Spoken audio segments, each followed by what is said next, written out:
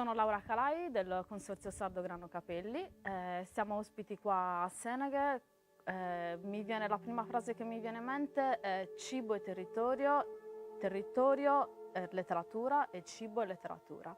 Un abbinamento stupendo che ci ha visto partecipare a questo evento qua, dove abbiamo presentato i prodotti del Consorzio Sardo Grano Capelli, prodotti coltivati da noi in Sardegna, dove il Consorzio riunisce gli agricoltori, i trasformatori per far assaggiare le eccellenze ai suoi consumatori.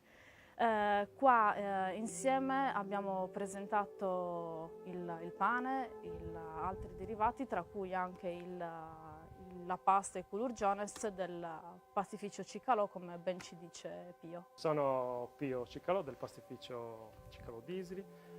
Come diceva Laura, abbiamo presentato il culurgiones fritto per questa occasione. La reazione del pubblico è stata buona, nel senso che è un piatto che non tutti conoscono. Il culurgiones in genere si conosce nella maniera classica, quindi bollito con la salsa di pomodoro. Fritto diventa un antipasto dove praticamente si va a scoprire il contrasto tra menta, sale e formaggio, tutti comunque prodotti sardi.